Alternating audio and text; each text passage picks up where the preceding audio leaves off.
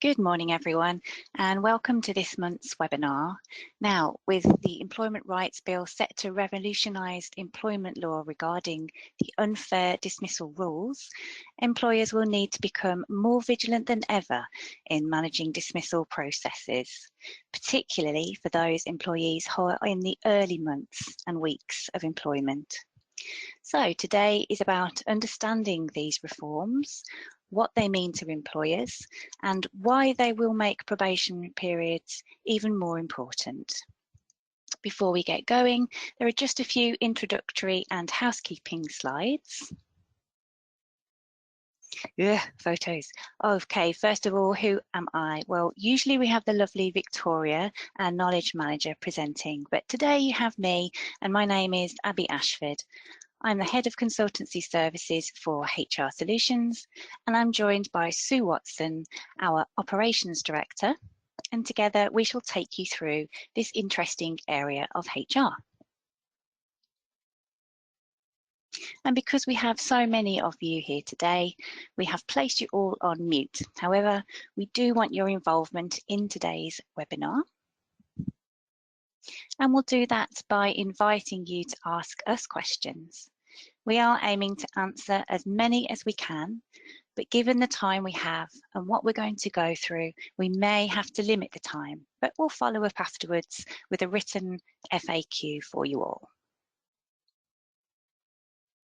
So on the screen now, you will see an image of what your GoToWebinar question panel looks like. If you have a question at any point throughout this webinar, please type your question in the panel, and then we will aim to read out and answer as many as we can at the end. And if this isn't possible, we will follow up afterwards. And we also like to make our webinars as engaging as possible. We do this by using polls. These not only help steer the webinar, but also allow us to share how the topic is being managed in our own workplaces and can therefore help share ideas of best practice. So when you see this slide, we'll run a poll. They are confidential. We only publish the results to our question, and so we would welcome as many of you today sharing your insights. So as I mentioned, today is about understanding the proposed reforms, what they mean to employers, and why they will make probationary periods even more important. We'll first consider the current legal position on unfair dismissal and probation periods before moving on to discuss the proposed reforms under the Employment Rights Bill. We'll then take you through what these reforms might mean for your business and how you might want to consider preparing your business for change. And as usual, we will take you through questions live at the end in the time we have remaining. Okay, so here's our first poll incoming. And before we start, we'd like to run these usual polls to help you with the running of our session, but to also get to know you, our audience, better.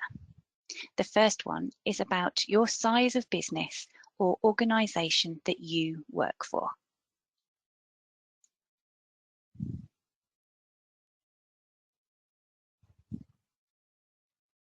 Just give it a couple more seconds.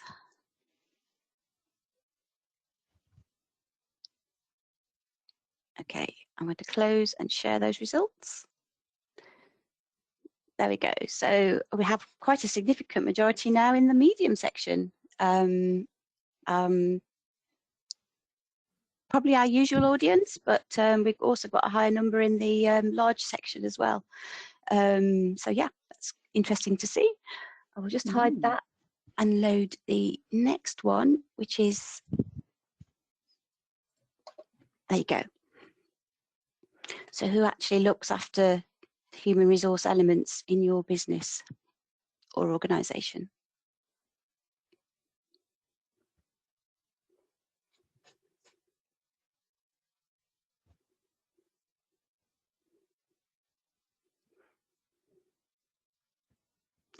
As Abby said, this helps us with just understanding our audience today, and interesting for the rest of you to also understand who else is on the call. So I'm going to close and share this one with you. So we have the largest group here is an in-house HR team who are on the call today, closely followed by an in-house HR manager. So we have a lot of HR people. Welcome, friends. And as well as we have business owners, office managers, and some outsourced team members as well. So welcome to all of you. It's lovely to have you, and hope you've got lots of nice questions for us later. So thank you. So I'll hide that one, and then we've got one more in this section, I think, Abby? One more. Yeah. So this is just to understand where you are coming from in your organisation. So do you use probation periods currently? Because we are aware not everybody does.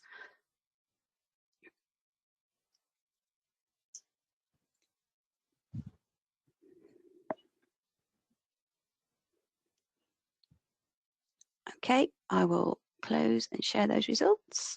So a significant majority of you, 98% of you, yes, you do use probation periods. Okay, that's really helpful. Thank you very much.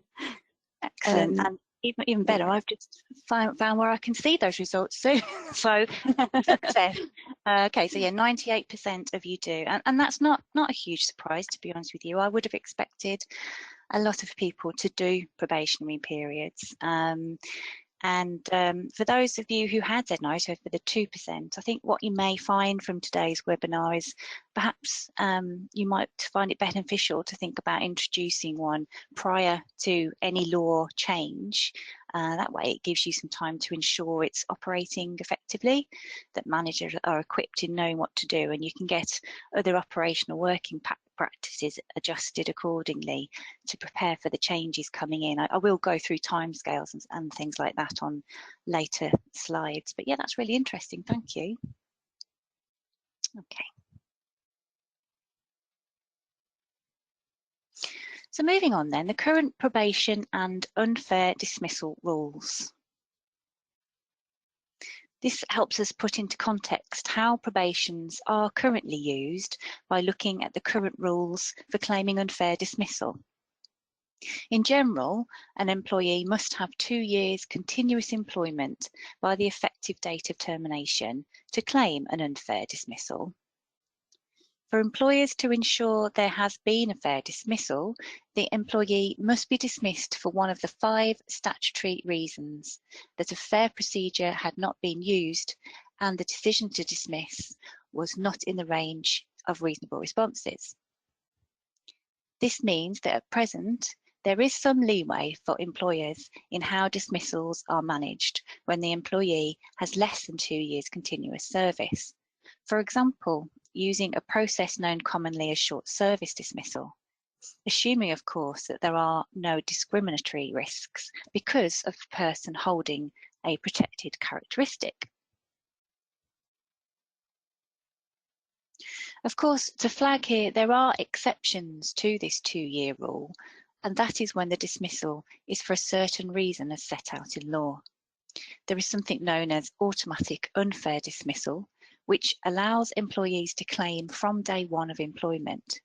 So for example, if the principal reason for their dismissal is for one of the specified statutory reasons, such as making a flexible working request, being a trade union member or representative, or exercising a statutory right, they are protected from being unfairly dismissed.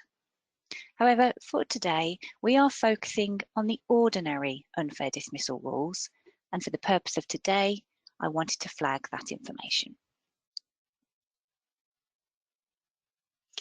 So considering all of this, we can now see how probation and short service dismissals can be different to when you are dismissing somebody who has over 2 years service. In terms of probationary periods, there is currently no legal requirement to operate one. However, they are a vital management tool and advisable to have. Indeed, 98% of you have on this webinar today. There is no set length of a probationary period, but most employers operate probationary periods of around 3 or 6 months. They can be developed to give the employer the ability to terminate the employment partway through, if needed, or extended beyond the initial end date. An employer is also entitled to set different employment terms during the probation, such as lower sick pay, shorter notice period, and shortened disciplinary procedures. So why are they such a vital management tool? Well, for the employer, there is the opportunity to evaluate a person's skill, their performance, their attendance, and you can verify the person's suitability beyond what they said in the interview process. You can identify any mismatches in expectations or capabilities, and it enables timely intervention of support, training, and supervision. It also allows a more straightforward termination of the employment relationship. So how about for employees? Well, for the employee, it provides a structured introduction to the role, to the company and culture, and it allows the employee to assess if the position aligns with their career aspirations. And as you will soon find out, will become a key management process for defending a claim of unfair dismissal in the future, which we'll soon come on to. But first, let's hear from you again. So we've got another poll for you.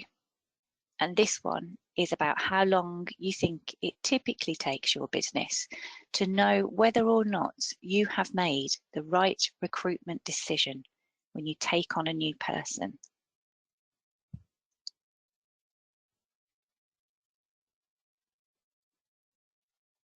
It's quite an interesting question, that, isn't it? I think so. I know I've got my own view. I'm waiting to see whether it's mirrored in the results.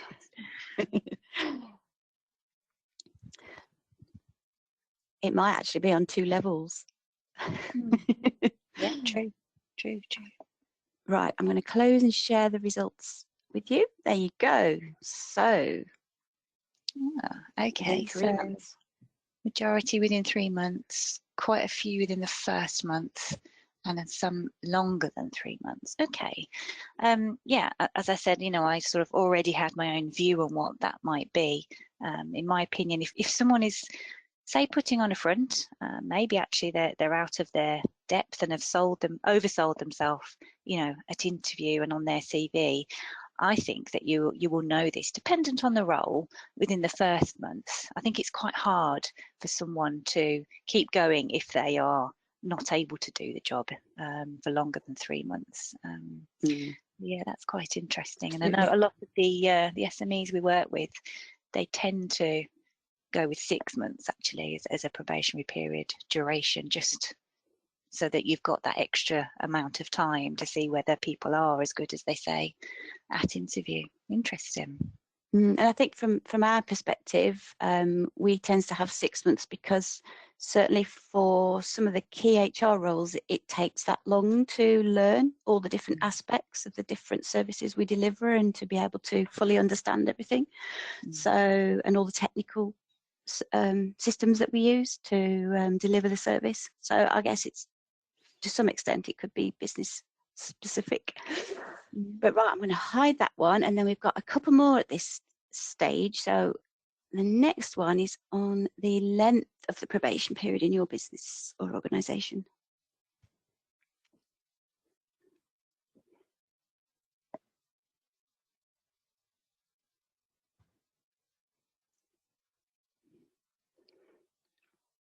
I've had a couple of comments as well about the length of probation period, the previous poll, and some are saying it can take longer if part-time, and it could depend on the experience of the staff recruited, which is really really good. So comments. I'm going to close and share this one. Oh, okay. So yeah, I'm not surprised by the amount of 6 months. As I say, that's typically what we would see in our area of industry. And then 30%, 29% at 3 months.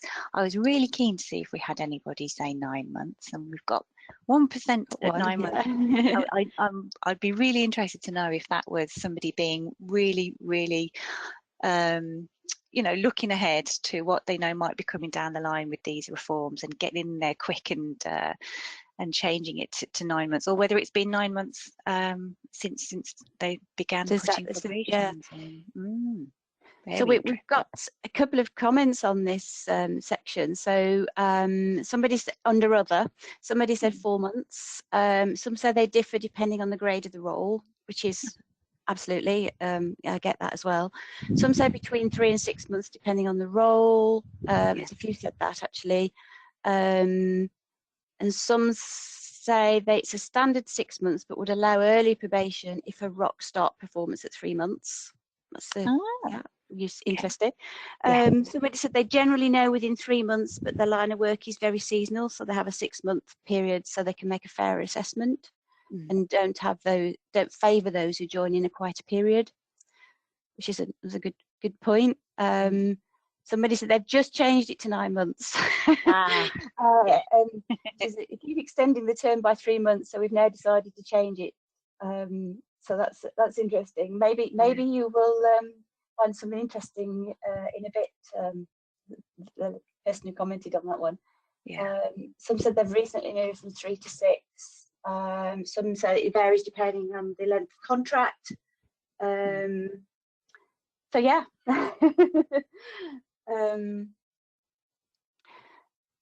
So the person who commented on they've just changed it to 9, she's not sure if she agrees with it. Perhaps we'll raise that in a little bit when we talk about the future, so we can perhaps pick that up again, because she's asking what we think about it. So yeah, definitely. Yeah, we'll definitely know. I'll hide that. Is it one more we've got here, I think? Yeah, we've got one more. How effective do you think your organisation's probationary period is in identifying if someone is a poor hire?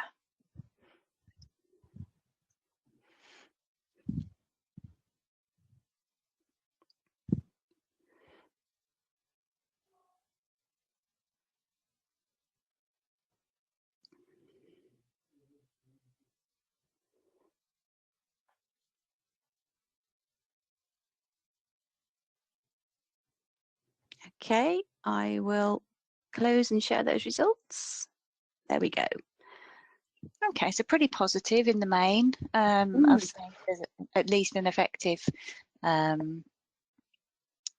okay. I'm not surprised by that. I was expecting at least effective, because many of our audience are SMEs, well, usually anyway, and it's hard, I think, to hide if you're in a small organisation. If you're not up to the job or struggling in a small organisation, that will be quite visible, whereas in larger organisations you can get a little bit lost and can hide, which sort of gives you more time and space to learn the role perhaps, but there's less visibility. I know when I used to work in large organisations, sometimes the HR department would check in with a line manager of a new person to see if the new hire in their function had passed probation, and they'd sort of look blank and say who. Didn't even know they'd got somebody new in their area. So yeah, used well where new hires are given a good briefing on what their role is and deliverables, not necessarily given objectives straight away always, dependent on the role, but certainly a good start so they know what to do and how and who to work with and where to get support. Then if that person then doesn't perform well in their probation, at least the organisation can't say that they haven't tried by giving them the best start, because otherwise a lot of money can be wasted and time in the recruitment process if it then sort of all goes to waste when the person actually starts. So a bit of psychological contract there as well, with the unwritten set of expectations between employer and employee. Really interesting. Thank you ever so much for doing the polls. It really does make it come to life, so thank you. Now let's move on to looking at how all of this is potentially, and I say potentially, going to change. All right, so the Employment Rights Bill is set to abolish the unfair dismissal 2-year qualifying period and says that it will introduce a statutory probation process, which from what we know, the government's preference is 9 months in duration, hence me being quite interested when we put 9 months on one of our polls. So, during which time special rules are set to apply, and this phase will be known as the initial period of employment. What it means is that because employees will be entitled to claim unfair dismissal, this initial period of employment and statutory probationary period will still allow employers to dismiss, but to operate dismissals with a lighter touch. We were actually discussing these suggested new descriptions of initial period of employment and statutory probationary period, and saying that they can't surely be thinking of referring that as SS or SPP in the future, as imagine the confusion with statutory paternity pay. So perhaps they'll hone in on the initial period of employment if this all comes to pass, and we'll all be using the jargon of IPE in the future. Well, I guess we'll have to wait and see. At the time of writing this material, please be aware that the bill is still progressing through Parliament, so we're just telling you what we know. And as such, we have seen many amendments made in recent weeks and months. And actually, recently in the House of Lords, they voted successfully to amend this particular reform by changing it so that an employee would require 6 months service to claim unfair dismissal. Now, whilst this would still give more employees protection from a lot earlier on in their employment and be simpler to manage, we actually think that when it comes to the final vote on the bill, that the original reform of the protection being from day one will be voted on, and what is in the final version of the Employment Rights Bill. We think this for a couple of reasons. Firstly, it was in the government's manifesto when seeking election to abolish this qualifying rule. And secondly, the government have a majority in Parliament, and therefore it makes them more likely to push through what they want. It seems unlikely and would be unusual if they didn't vote on their own policy they sought being elected on. But again, we shall see. So what do we know about this initial period of employment? Well, indications are that the initial period of employment will be 9 months, and during which the legal test of fairness for unfair dismissals is likely to be modified. So if you remember, at present, the legal test is a dismissal is for one of the potentially 5 fair reasons, the 5 being conduct, capability, some other substantial reason, and statutory ban and redundancy. And a fair process was used, and the decision was in the range of reasonable responses. We would need a modified legal test that would still enable an employer the ability to dismiss in the early stages of employment, yet in a fair manner. So we expect that the government will require the employer to take specified steps for the dismissal for it to be legally fair. Regulations and a code of practice will be required to provide the detail on what this means. But indications are that this would include 2 things. 1, holding a meeting to discuss the concerns with the employee, and 2, offering the right to be accompanied by a companion. Now, I know for the SMEs I work with, that will be a change because those 2 things aren't necessarily done. It's more of a tap on the shoulder, go into a private meeting room and have a chat, and it's done. So, interestingly, the change to the legal test would only apply to dismissals due to conduct, capability, some other substantial reason, and statutory ban. So that's 4 of the 5 there. Dismissal on the grounds of redundancy would continue to be subject to the current unfair dismissal test of reasonableness. So, what does this mean? What are the implications for the employer? Well, we think it will bring greater risk of unfair dismissal claims because more people will be in scope simply from abolishing the qualifying rule. We are also going to see the time limits for raising a tribunal claim from 3 months to 6 months, meaning people will be given longer in which to claim. And finally, we will have a new enforcement agency introduced known as the Fair Work Agency. They will have the authority to raise tribunal claims on behalf of an employee, even if the employee doesn't want to. Because of this, employers will need to significantly strengthen their recruitment processes by making more thorough hiring decisions, such as through using more robust background checks, running multiple interview stages, and detailed skills assessments. Employers must also consider the fact that their ability to dismiss employees with short service without extensive justification will be significantly curtailed. Employers must ensure that even short-term employees are dismissed fairly and reasonably based on valid reasons and proper procedures. So if your business operates short service dismissals, this will need rethinking.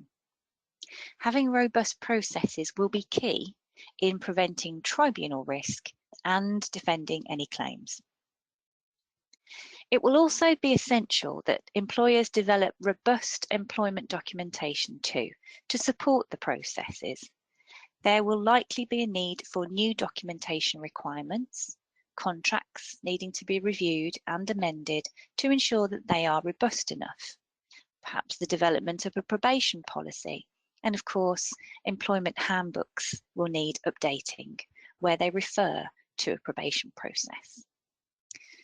Employers will also need to review and update their disciplinary and capability policies, if they have them, to ensure they are fair and legally compliant for all employees, regardless of their length of service, if this becomes a day one right. All of this will be necessary to protect the business from tribunal claims potentially. These changes are likely to result in more formal processes, increased documentation requirements, leading to greater bureaucracy. Given the heightened risk, record keeping will be vital, as this will be your evidence of having dismissed fairly in line with any modified fairness test in the future.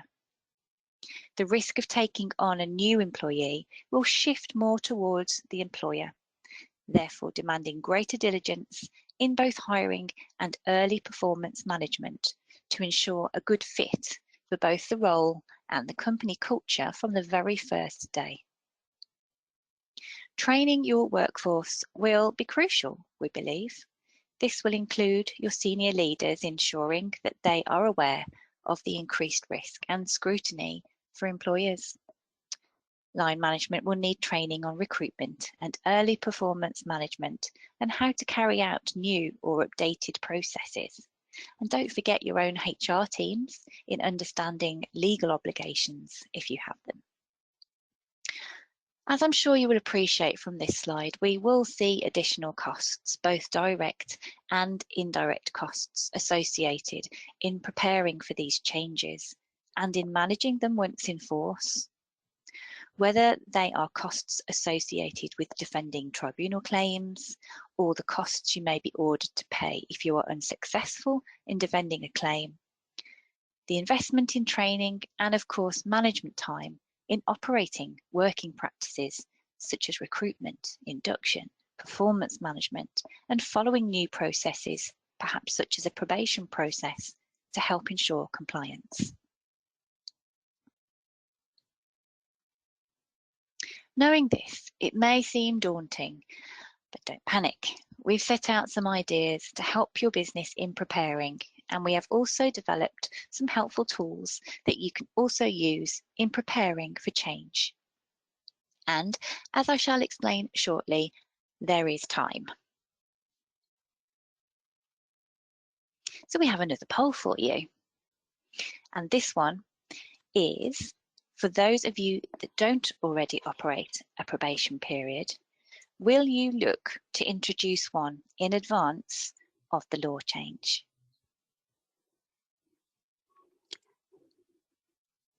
Well, we appreciate there might be a smaller number. It's just interesting for you to understand your thoughts on this, because it is quite a significant piece of law. Okay, I will close and share those results. So that's good. 94% are looking to actually introduce one, and it'd be interesting to understand of those who are not, whether that's because you have a different process you're thinking of following in order to comply with the new rules, or whether you're going to wait and see what comes out, I guess is the other option, isn't it?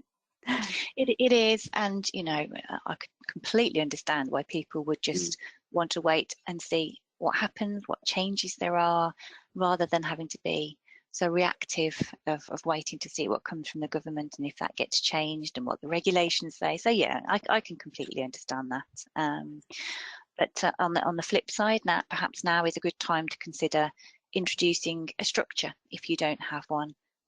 Something will be coming legally down the line, so using any time beforehand to make sure it works, that it's right for your business, and that it operates effectively alongside other people practices could be beneficial, perhaps. Thank you for that. Hide that. There you go. Back to you. Thank you. Okay, so how to prepare for change, in our opinion? Well, first of all, you could be thinking about how you might recruit differently. Will you ensure you meet the candidate in person if you don't at the moment? With going online and doing so many things remotely on Teams and Zoom and things like that, has your recruitment process morphed into a very online thing? And actually, when you meet people in person, once you've got secured offers, do you not quite meet who you thought you were talking to online? So perhaps you want to be looking at that sort of thing for your recruitment process. Or maybe instead of just an interview, you have a multi-layered approach to your recruitment process. You might have a job assessment or a skills stage of your recruitment process, as well as just an interview, for example. And what will your onboarding program look like to make sure that new hires have the best chance at succeeding after you've spent all that time and money recruiting them? And do you need to introduce a probation process? That's going to be, I guess, on the minds of quite a few HR people around. Is that something that we need to do? And is that something that we can then follow and our line managers can follow so that we do things correctly? Do you need to change your probation duration? If you're at 3 months now, do you want to move it to 6? You'd still be able to fail probations, of course, but you'd have to use whatever the new process is. So as I've said before, it's sort of moving away from that tap on the shoulder, let's go for a walk type of process, as opposed to the future of actually having to hold a meeting with the right to be accompanied. So the process is likely to be a meeting with the right to be accompanied, but this is to be determined. How effective is your record keeping is something else to perhaps prepare for. Do you need to add to your processes how you want records to be better kept, from recruitment right through to probation reviews and beyond? And who will you need to train and how? Have you got HR people in your organisation that can lead this for you, or are your management team up for the challenge? These are just some questions relevant to this area of reform, but I am imagining the key question for when to start this is based on whether we think this might be introduced or not. So let's have a look at timescales. So in terms of timescales, there's a little bit of good news for this webinar. We now have the detail from the government. As it is at the moment, during summer and autumn of this year, public consultation opens to consult with the public on protection from unfair dismissal from day one, including on the dismissal process in a statutory probationary period. And then we'll have the actual rule changes in force from 2027, giving employers time to prepare and make the necessary changes.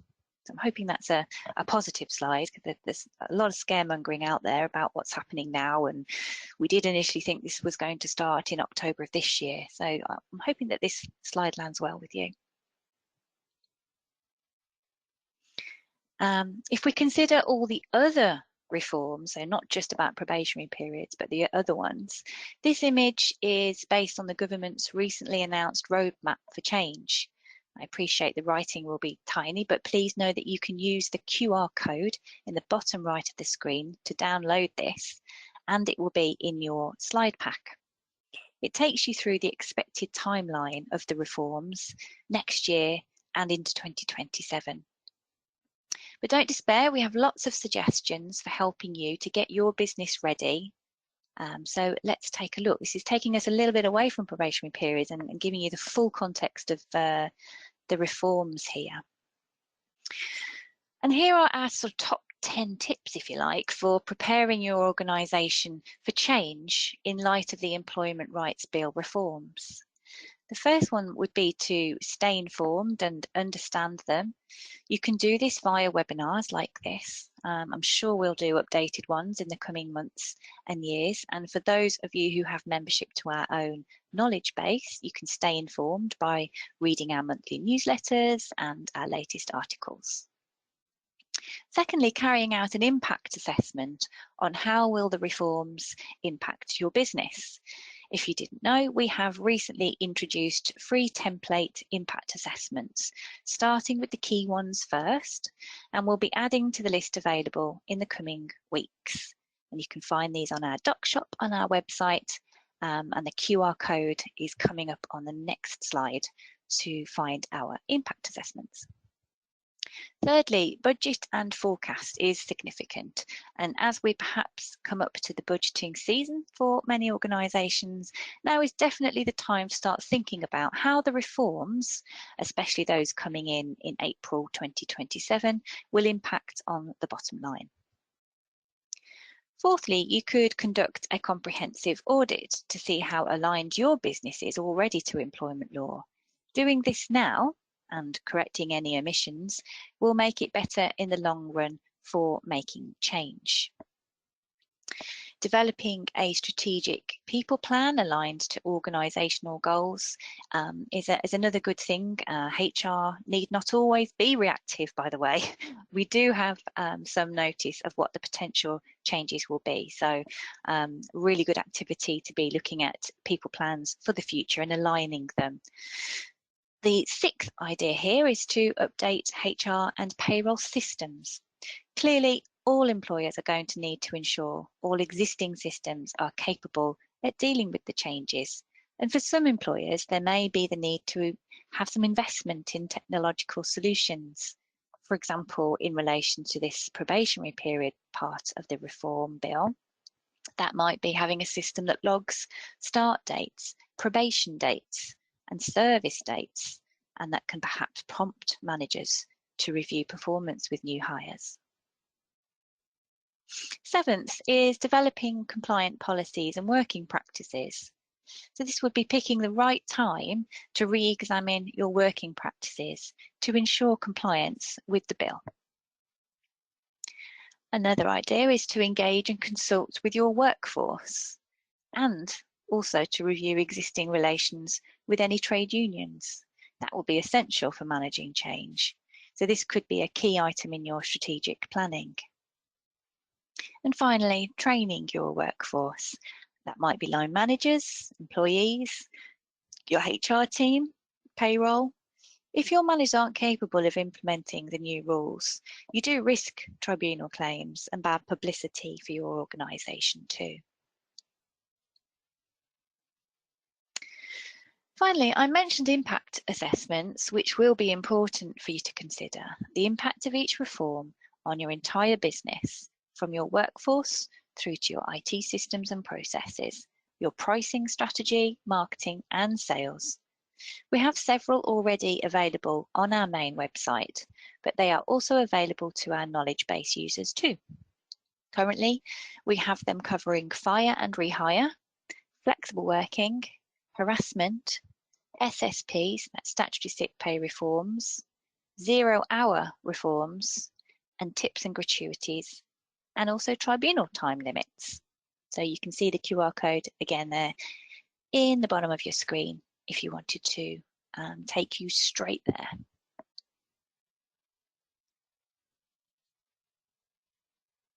Another tip is to ensure you understand and are managing risk generally through the use of a HR risk audit. It will give you a sense of the extent to which you will need to make changes to your policies and practices. I'm sure you will all be compliant, but this free tool is helpful in understanding your position now and taking any initial steps, even if it just reassures you that you've got everything in place. Again, there's a code for you there if you wanted to go straight to the part of our website where you can fill in your details to take place in our risk audit. Only takes about 10 to 15 minutes. Okay, coming towards the end now, we'd really like to ask you what your biggest concern is regarding the day one protection from unfair dismissal. You can choose as many as you like from the 5 options. Is it greater emphasis on recruitment and onboarding? Being too nervous to dismiss? Concerns about losing the option of short service dismissing when that is the best option? That you don't feel managers are equipped to manage performance of new starters? And managing a probationary period and the associated administration? How are we looking? Oh, it's quite even-ish. Could change. Everybody ticks every box. Just give it a couple more minutes. It's a slightly more complicated one to consider because you're considering each option.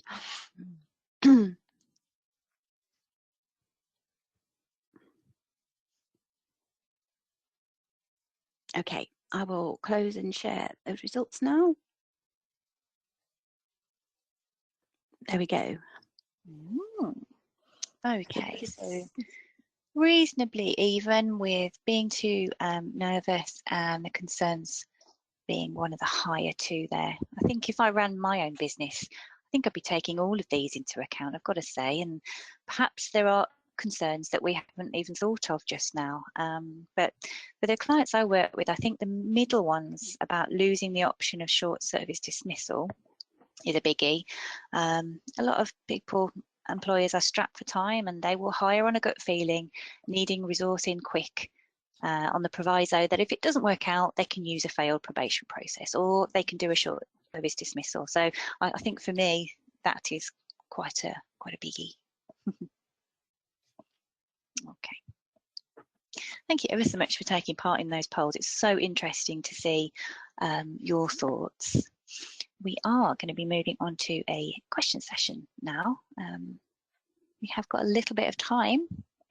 Sue, is there anything that we could perhaps discuss? Any questions we can have a little look at?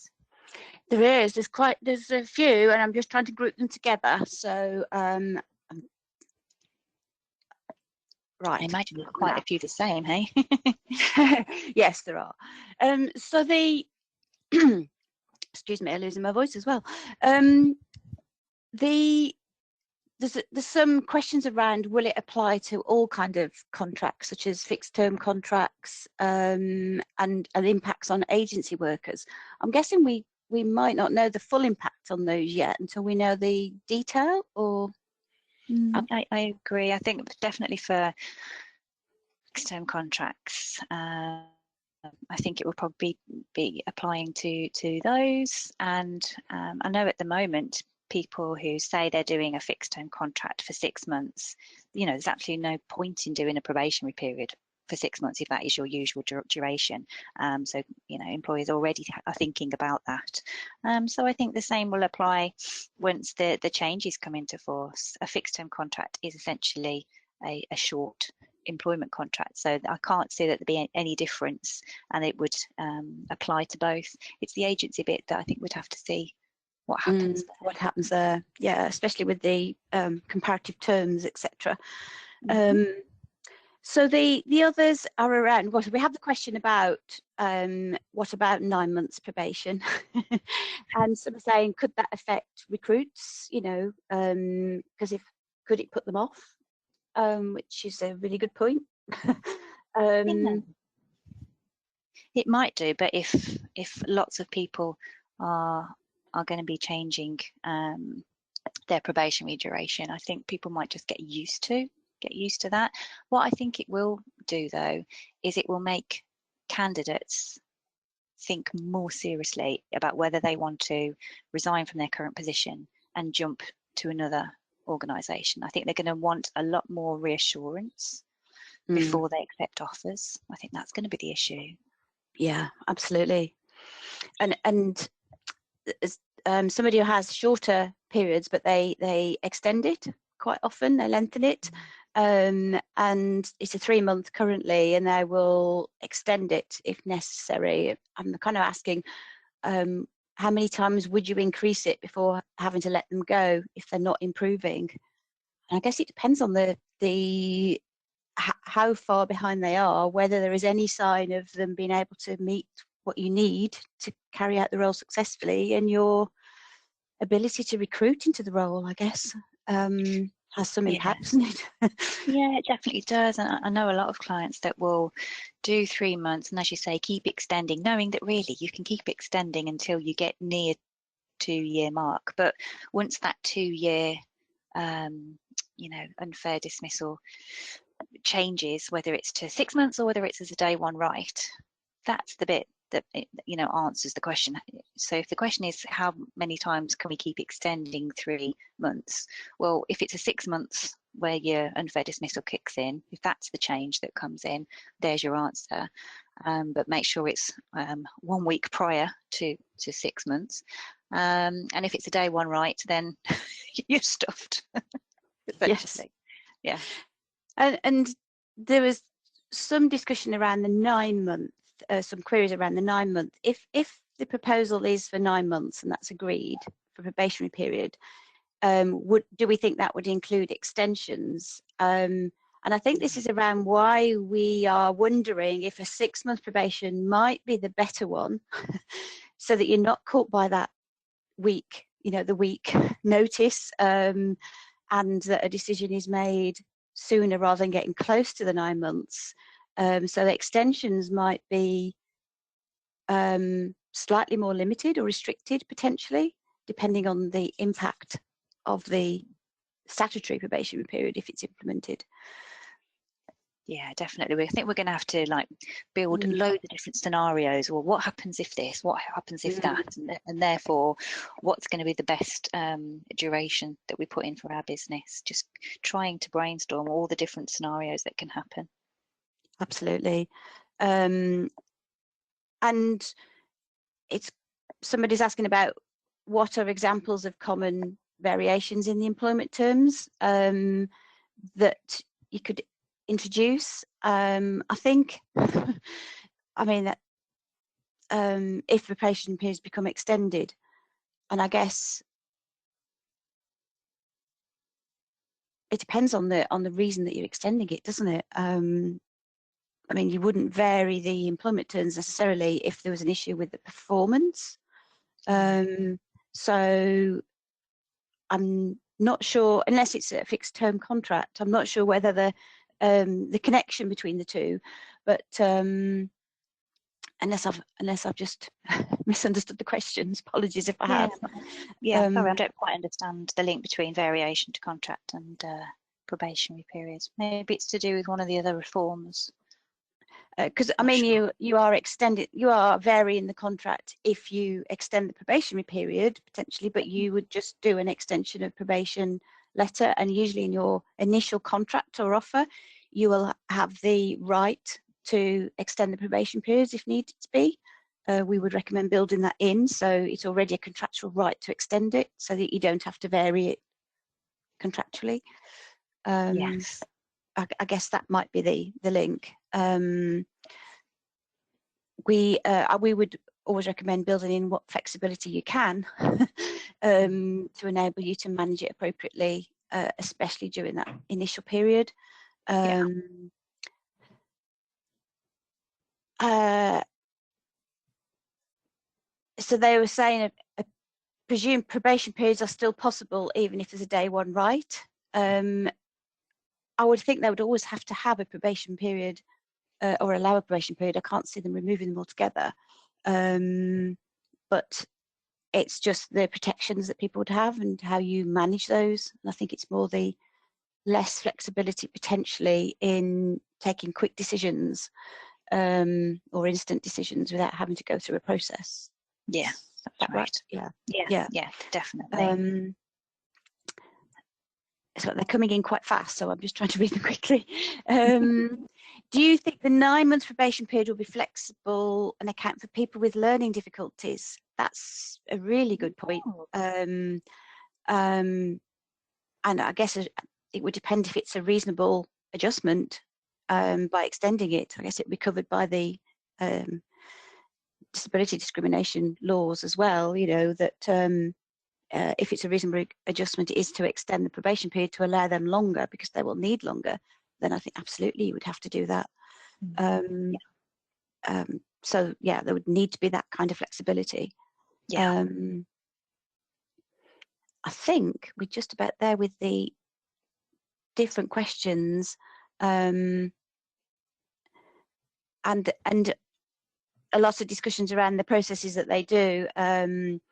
They think it makes the HR role easier, absolutely, when line managers who are actually engaged in the process and do have regular touch points with their staff and specifically their new staff, and make sure they are on board, they have check-ins, they ensure they get the appropriate training or support or mentoring, whatever it is they need,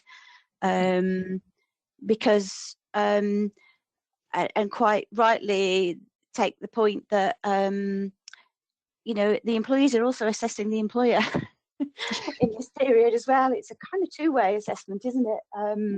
Am I going to like working for this employer? Are they supporting me? Are they trying to help me be my best at work? Or are they actually looking for the first opportunity to get me out? You know, I think it's it will become a much more important focus when there's a statutory process linked to it, when they're in a reduced ability to, for some managers who maybe not have the time, but maybe not as committed to trying to make it work, and especially over an extended period.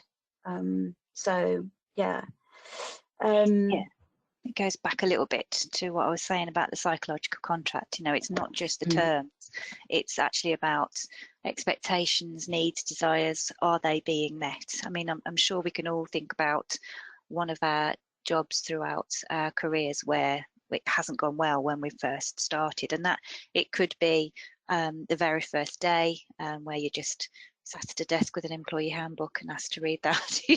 There's all those kind of horror stories, and so for me there is so much emphasis here on it being almost a positive, really, of giving us that time and that push to make sure that all of our recruitment processes, induction processes, probationary processes now, you know, are really fit for purpose and are good for both the employer and the employee.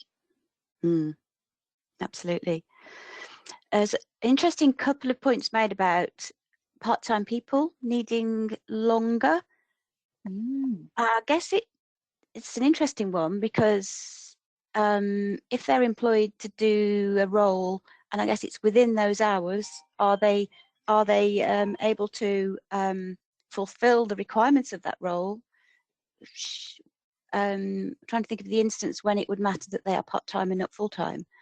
Because if there's an issue with them not, I guess sometimes, and it doesn't matter if you're full or part-time for this, but sometimes if you are undertaking duties that only happen once a year or once a quarter or something, you need to ensure that you capture that sometimes in the probation period, which is sometimes why very senior managers have a year probation, because they need to have done the full cycle of accounting and to understand whether that they are fully suitable for the role. But I don't know. Do you have any thoughts on that, Abby, about the part-time aspect?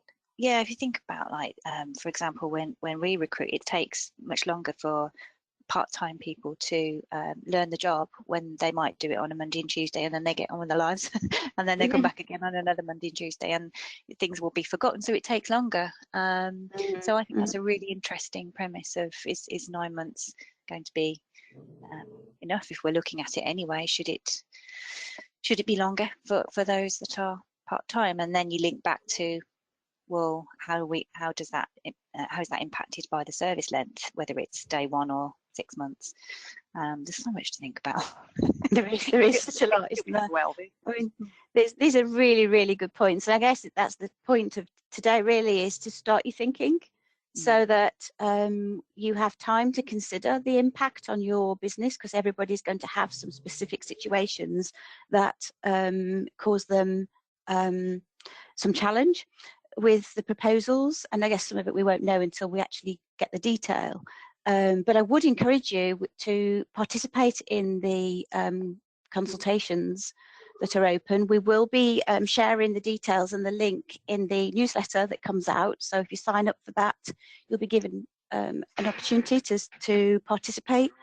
And we often participate ourselves and give a view from a point of view, as we work with a number of clients. And so therefore have quite a lot of insight into what people are needing and are looking for in terms of the flexibilities across a range of industries and a range of needs. So yeah, I think that's all the questions though. All right, thank you, Sue.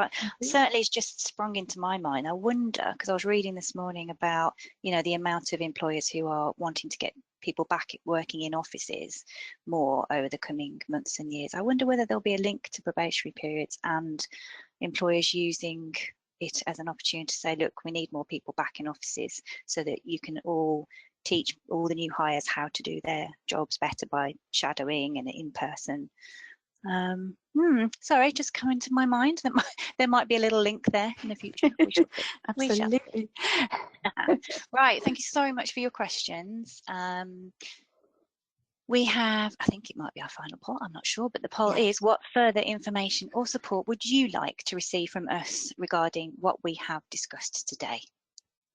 So how could we support you regarding the Employment Rights Bill and the legal updates discussed today? It'd be really interesting just to see what you think about project support, HR advice, support on managing changes, training, payroll, policies, handbooks, contracts. God, look at all the things we do. And employment documentation, yes. Anything like that. If you are interested, then tick the box. Okay. I think that one's just about there. So I'll close that, and we just got one more quick one just afterwards, just asking if you would like us to contact you with some more information. And